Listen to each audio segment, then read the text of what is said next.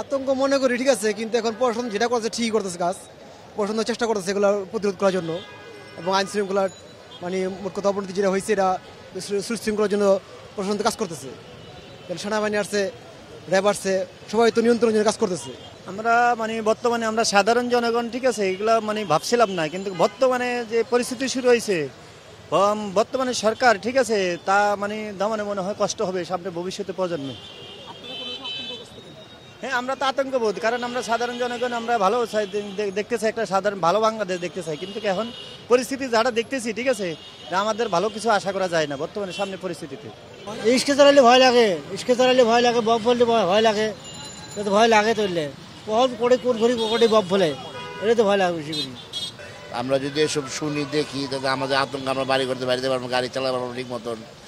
আমাদের বা ছেলে মেয়ে আছে তারা তো তাদের ভবিষ্যৎ সামনে যে এসব জানি না হয় যে আমাদের বাংলাদেশে আমরা শান্তিভাবে থাকবার চাই, ভালোভাবে থাকবার চাই।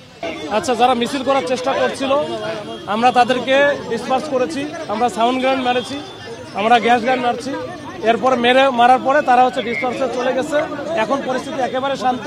আমরা অলিগলির ভিতরে যদি কেউ থাকে সেটাও দেখতেছি, বেশ কিছু আটক আছে, এটা আমরা পরে জানাবো, আমাদের পরিষদ স্যার জানাবে, মিডিয়া স্যার জানাবে। তারা কি কোনো স্টেপ নিয়েছিল?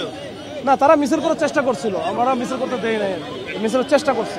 আচ্ছা, আটকের বিষয়ে পরে জানাবো, পরে জানাবো। সাংবাদিক ভাইরা যারা আছেন ওরাই ভিডিও করতে পারবে, আর আউটসাইডের ক্ষেত্রে কোনো অনুমতি নাই। এবং যদি করে থাকেন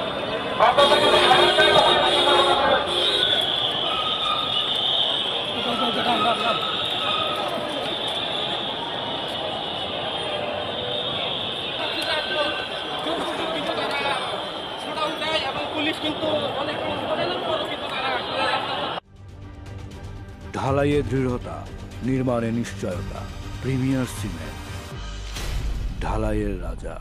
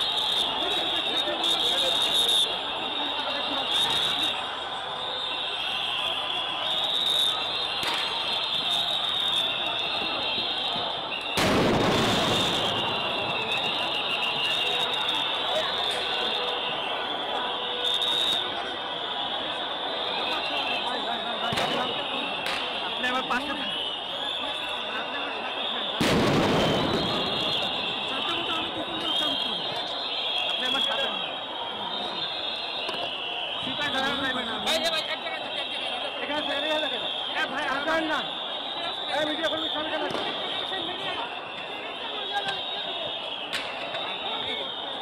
এই ওরা এদিকে কিন্তু এদিক থেকে আসছে। এই আরিফ ভাই, আরিফ ভাই এদিকে আসেন, এদিকে আসেন, ওদিকে ওরা আছে, এদিকে এদিকে চলেন।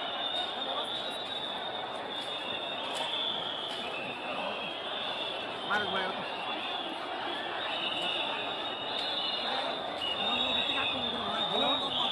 এই তো বলছি, আপনারা একটু গাড়ি ড্রাইভার একটু ফোন দিতে বলেন।